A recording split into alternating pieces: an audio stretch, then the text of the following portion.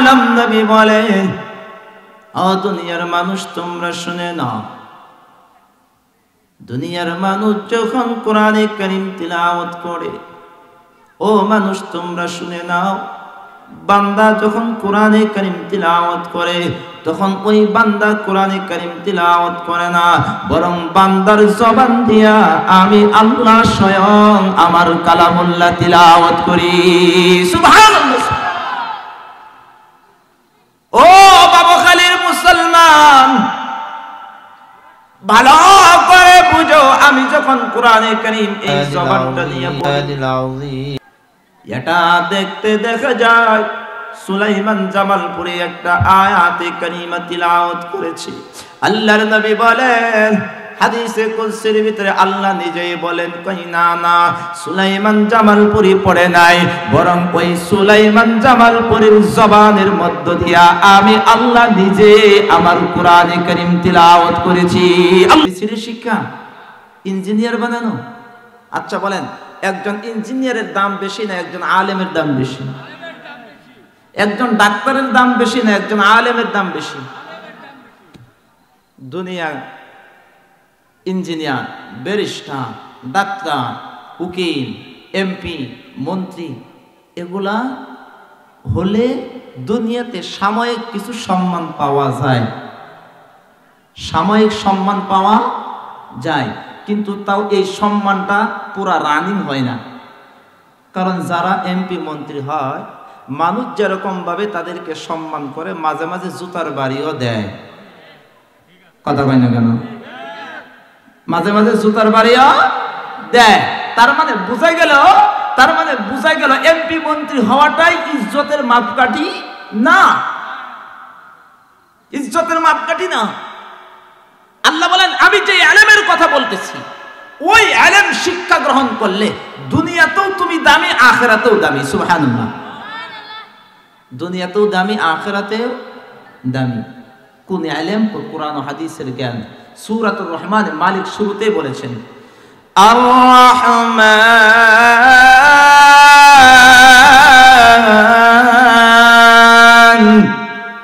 আল্লামাল কুরআন খলাকাল ইনসান।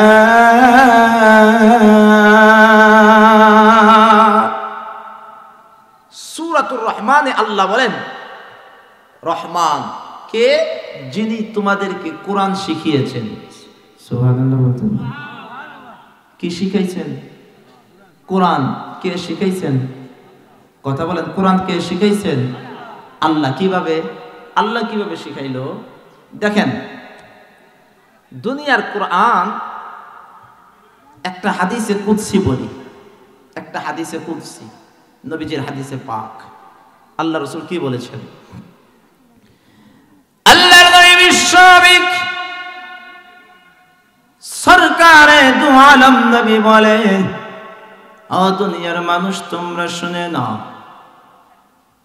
দুনিয়ার মানুষ যখন কোরআনে কারীম তিলাওয়াত করে, ও মানুষ তোমরা শুনে নাও, বান্দা যখন কোরআনে কারীম তিলাওয়াত করে তখন ওই বান্দা কোরআনে কারীম তিলাওয়াত করে না, বরং বান্দার জবান দিয়া আমি আল্লাহ স্বয়ং আমার কালামুল্লাহ তিলাওয়াত করি। সুবহানাল্লাহ।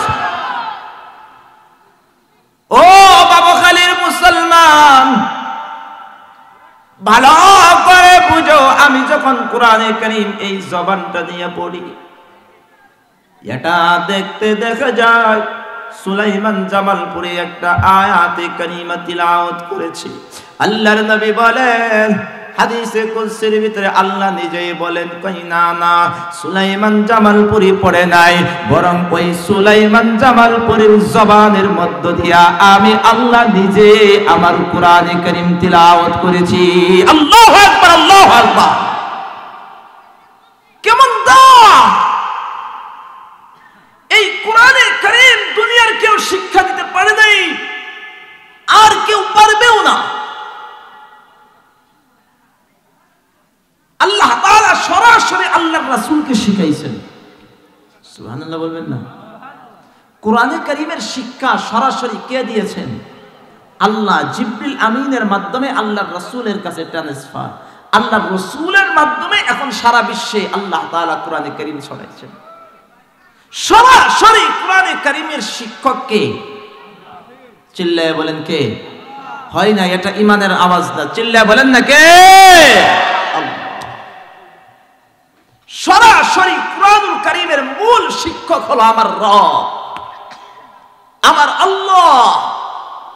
এই জন্য হাদিসে কুদসির ভিতরে আল্লাহ বলেন, বান্দা যখন কোরআনে কারীম পড়ে, বান্দা যখন কোরআনে কারীম তিলাওয়াত করে, তখন বান্দা পড়ে না, আমি আল্লাহ নিজে পড়ি, আমি আল্লাহ নিজে পড়ি। সুবহানাল্লাহ বলেন। যখন কোন বোন কোরআনে কারীম তিলাওয়াত করে, হাদিসে কুদসির ভাষা অনুযায়ী ওই বোন কোরআনে কারীম তিলাওয়াত করে না, ওই বোনটা হলো ডিসপ্লে, কিন্তু ভিতর থেকে আল্লাহ নিজেই তার কোরআনে কারীম তিলাওয়াত করে। সুবহানাল্লাহ বলেন। আল্লাহ নিজেই কোরআনে কারীম পড়ে বিদায় এই যে নিষ্পাপ ছোট্ট ছোট্ট বাচ্চারা যে কোরআনে কারীম পড়ে, তাদের সম্মানটা কতটুকু, তাদের সম্মানটা কতটুকু। আল্লাহ রাসূল হাদিসে পাকের ভিতরে বলেন, এই বান্দাটা, এই বাচ্চাটা কোরআনে কারীম পড়ে বিদায়, এই বাচ্চারা যখন মার কুল থেকে মাদ্রাসার দিকে রওনা হয়, তখন তার পায়ের নিচে ফেরেশতারা নূরের পর বিছায় দেয়। সুবহানাল্লাহ বলেন না?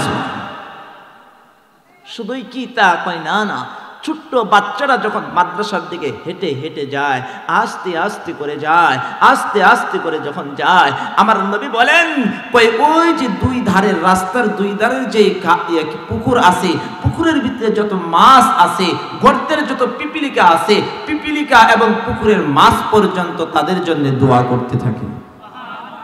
আর একটু আস্তে কোন সুবহানাল্লাহ, চিল্লায়া বলেন না সুবহানাল্লাহ। আর কার জন্য দোয়া করে পিপিলিকা? যারা স্কুলে যায়,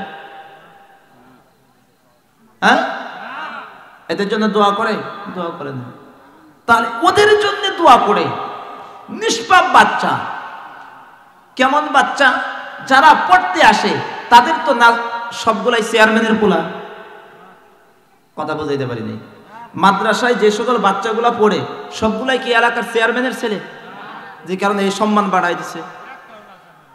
এমপির ছেলে না, কোন একটা ছেলে ব্যানওয়ালা, কোন একটা রিক্সাওয়ালা, কোন একটা কৃষকের, কোন একটা দিন মজুরের ছেলের এত দাম কেন?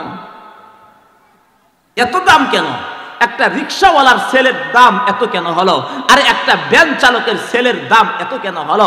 আর একটা কৃষকের ছেলের দাম এত কেন হলো? আরে বাড়ি বাড়ি ঘুরে ঘুরে মা কাজ করে, ওই মায়ের সন্তানের এত দাম কেন হলো?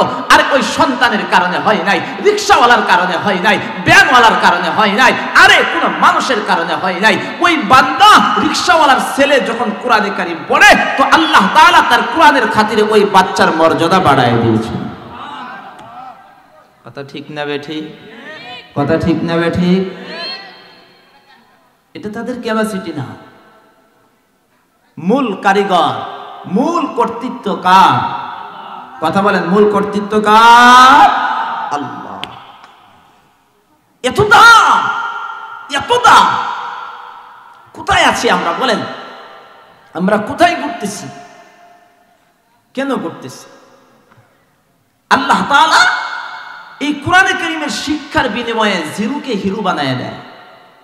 কোরআন তিলাওয়াতের উসিলায় আল্লাহ গরিবকে ধনী বানায় দেয়, গরিবকে ধনী বানায় দেয়, জিরুকে হিরু বানায় দেয়।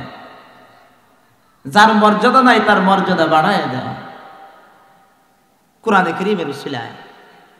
রমজান মাস আসতেছে, হাজার হাজার মসজিদ গুলার ভিতরে, বড় বড় মসজিদ গুলার ভিতরে সুললিত কণ্ঠে তিলাওয়াত করবে তারাবি নামাজের মধ্যে। আর হাজার হাজার মানুষ ওই হাফেজ সাহেবের পিছনে ইক্তেদা করবে। দেখা যায় ওই হাফেজ সাহেবের বাবা একজন রিকশাওয়ালা। কথা কন ঠিক কিনা? হাজার হাজার মানুষ ওই হাফেজ সাহেবের পিছনে তারাবি পড়বে। দেখা যায় ওই হাফেজ সাহেবের বাপ একজন দিনমজুর, বাড়ি বাড়ি গিয়ে কাজ করে। অথচ ওই রিকশাওয়ালা যখন ওই মসজিদের ভিতরে ঢুকবে, মসজিদের সভাপতি সেক্রেটারি ওই রিকশাওয়ালার সঙ্গে কথা বলবে না। কথা বল না কেন? রিকশাওয়ালার সাথে কি বলবে না? কথা বলবে না, কিন্তু রিকশাওয়ালার ছেলের পিছনে ঠিকই নামাজ পড়তেছে, ব্যাংকওয়ালা ছেলের পিছনে ঠিকই নামাজ পড়তেছে। এই ইজ্জত কে দিছেন? আরো জোরে চিল্লায়ে বলেন কে দিছেন? আল্লাহ দিছেন। কিসের উসিলায়? কোরআনের উসিলায়। কিসের উসিলায়? শুধুই কি তা? কই না না। তাদের সম্মান কতটুকু, বড় হইলে সম্মান কতটুকু এটা পরে বলতেছি। শৈশব থাকা অবস্থায় কেমন সম্মান হয়। তাফসীরে ইবনে কাসিরের ভিতরে আল্লামা ইবনে কাসির রাহিমাহুল্লাহ বলেন, ওই যে সূরাতুজ জুমারের 9 নম্বর আয়াতে যে আল্লাহ বলছেন, আল্লাহ যে বলছেন যে যারা জানে আর যারা জানে না তারা কি সমান, ওই ঘটনার পরিপ্রেক্ষিতে পয়গম্বর হযরত ঈসা আলাইহিস সালাতু ওয়াস সালাম একবারে কবরের পাশ দিয়ে যাচ্ছেন, বাড়ির থেকে বের হইছেন, বাজারে যাচ্ছেন, গভীর মনোযোগ দিবেন। আমি কিন্তু লম্বা আলোচনা করব না, এরপরে আমার মূল প্রোগ্রাম আছে, এই সরিষাবাড়ি জামালপুর যেতে হবে, 11টায় টাইম দেওয়া। এই জন্য আপনাদেরকে মূল মেসেজগুলো আপনারা নেন।